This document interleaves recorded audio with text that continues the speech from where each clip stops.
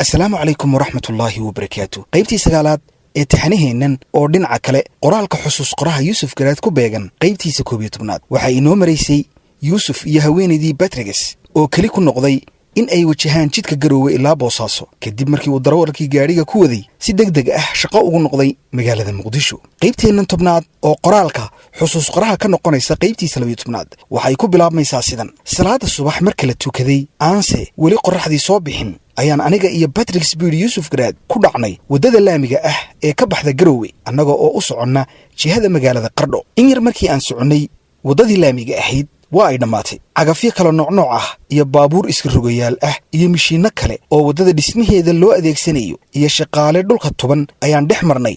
markii wadadana laga dejiyay waxaan marnay wada dheer oo maalintaas oo dhan aan ku socon doono oo inta badan dhagax ah. wadooyin badan oo milaqsan waana aragnay marnaba se qiyaasteenu nama habaabin annaga oo aad u kulul ayaan goor duhur ah tagnay Qardho. waa magaalo dhexaad xilliga aan joognay aad u kulul kulaylka jawiga waxaa noogu darsamay safarka iyo welwelka aan ka qabno in aan habowno ama wax uun ay naga sii noqdaan. markiiba hawshii baadigoobka qoysaska ayaan galnay. qadar yar kadib waxaan la kulmay gabadh aan magaceeda ku soo koobayo Batuun. walaalkeed ayaan waraaq uga sidaa. waraaqdii markii ay ka bogatay jawaabna ay diyaarisay ayaan weydiiyey in ay ka warqabtay walaalkeed in uu nool yahay iyo in kale. waxay noo sheegtay in ay hadda ka hor maqashay in uu nool yahay oo uu xabsi ku jiro. inta ay samaysay hilib oodka ah ayay u qaaday. waxay aaday Ethiopia. waxay noo sheegtay iyada oo la kaashanaysa rag SSDF ka tirsanaa oo Ethiopia joogay ay isku dayday in ay aragto walaalkeed.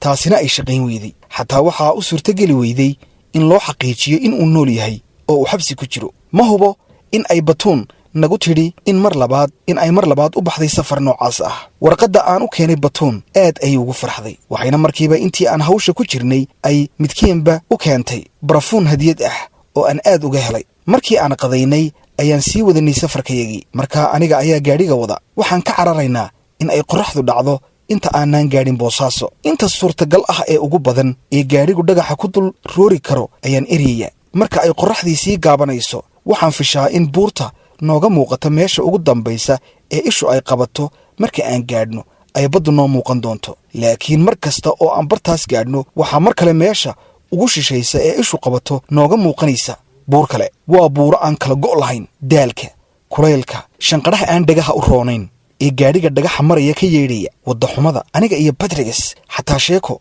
ma jirto. mar kasta oo buur kale ay noo sii muuqato iyada oo qorraxdiina sii dhacayso annagana waxaa nagu sii badanaya welwelka. gobolka bari hore uma iman laakiin ilaa xad ayaan sheekooyin badan ka haystaa Boosaaso. marka laga soo tago waxoogaagii aan iskuulka ku soo qaatay in magaalada oo la odhan jiray Bandar Qaasim ay tahay magaalo taariikhi ah iyo kaalinteedii ganacsigii fooxa iyo beeyada ee faraacinta. walaalkay Ismaaciil Cumar Allah u naxariistay ayaa dhowr sano ahaa isuduwaha wasaaradda boostada iyo isgaadhsiinta ee gobolka bari. marka uu fasax ama shaqo u yimaado Muqdisho ayuu nooga sheekayn jiray gobolka baaxadiisa iyo waxyaabaha u gaarka ah sida in degmooyinkiisa qaarkood doon uun lagu tegi karo oo aan wada jirin. waxa kale oo uu noo sheegay in ay gobolka ka soo degaan waxyaabo badan oo qaarkood laga soo geliyo dalka dekada macmal ah oo cashuurta lagala dhuuntay. sidaas darteed ay waxyaabahaas qiimahoodu aad uga jaban yihiin kuwa xamar yaala. waxaa ka mid ahaa saacadaha, boorsooyinka, dharka, goglaha iyo qadiifadaha, maacuunta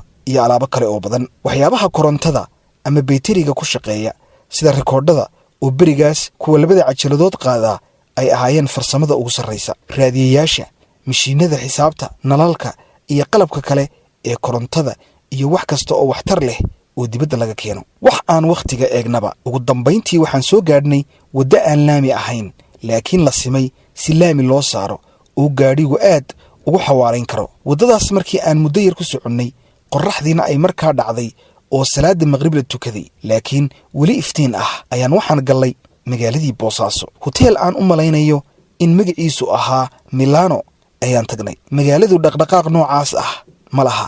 dad wadooyinka socda ma aanan arag. gaadiid aan keenna ahayn. intii yarayd ee magaalada aan joogay waxaan ka aragnay hal baabuur oo kuwa xamuulka ah oo magaalada ka soo baxaya. nin aan hoteelka ugu tagnay ayaa meel dayrad gudaha ku taala na fadhiisiyey inta uu malaha qolalka soo diyaarinayo ama uu soo hubinayo. nin la hadlay oo gudaha ugu tagay hoteelka. wuxuu naga waraystay meesha aan ka nimid markaas ayaan u sheegnay in aan Garowe saaka ka soo baxnay. oday meel aan naga fogeyn gogol ku fadhiyey ayaa wuxuu yidhi adduun xaalkaaba ma dadkii xalay Garowe ku hoyday ayaa caawa Boosaaso nala jooga. wuxuu u dalneeyahay in uu tilmaamo in adduunku casri noqday oo maalin kaliya loo kala socon karo Garowe iyo Boosaaso. xilli Boosaaso laga xagaa baxay ayay ahayd. iga rumayso waxaa hawl noqotay iska daa nooca aan dalbanne in casho naloo helo. dadaal ay ka mid tahay in la tegay makhaayad la xidhay aakhirkii waxaana la siiyey raashin. cashada kadib waana loo digay haddii aan beri joogayno waa in meesha aan wax ka cuni doonno aan hadda sii wargelinno si loogu talagalo. iyaga ayaan u xil saarnay hawshaas.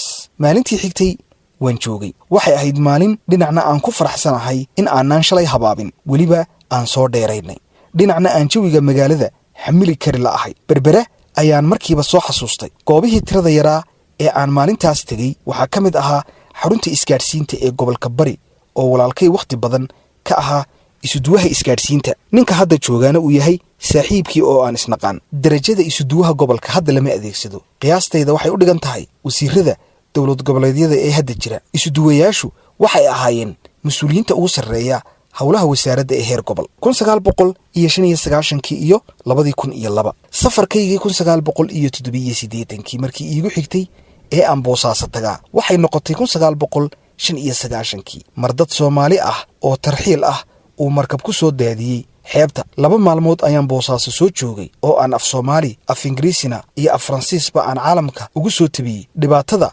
dadkaas haysatay. berigaas dowlad Soomaaliyeed ma jirin, waxayna ahayd ka hor inta aan la samayn dowlad goboleedka Puntland. 1995 Boosaaso way ka dad badnayd sidii aan ku ogaa 1987. laakiin Boosaasada iga yaabisay waxay ahayd horraantii 2002 markii aan socdaal ku tegey si aan heshiis ula galo SBC shir saxaafadeedna aan Boosaaso ugu qabto oo aan ku dhawaaqo in BBC FM looga dhageysan karo Boosaaso, Qardho iyo Garowe. markaas Boosaaso waxay ahayd mid aan la barbar dhigi karin magaaladii dansanayd ee aan arkay 1987 ee aan imika idinka warramay. Boosaaso waxay ahayd magaalo la mid ah magaalooyinka waaweyn ee dalka amaba qaaradeenna, welibana qaar badan ka horumarsan. hoteelada, makhaayadaha, gaadiidka cir iyo dhul iyo badba leh, isgaadhsiinta, ganacsiga kala socda, shaqaalaha tirada badan ee dekedda, jaamacadda Bariga Afrika oo aan booqday iyo dhismayaasha tirada badan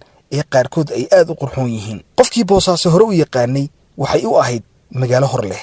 xataa waan aqoonsan waayey goobihii aan tegey 1987. wararka aan imika maqlayana Boosaaso aad ay hadda uga sii horumarsan tahay intii aan ku ogaa 2002. saaxiibayaal, qaybteena tobnaad ee taxanaha raadinta ehelada maxaabiistii 1977 lagu xidhay dalka Itoobiya intaas haynoo jooga. la soco qaybtii xigta ee 11 iyo xusuus qorka Yuusuf Garaad Cumar Axmed iyo howlgalkii hay-addii uu ka shaqaynayay ee ICRC. assalaamu calaykum waraxmatullaahi wabarakaatu.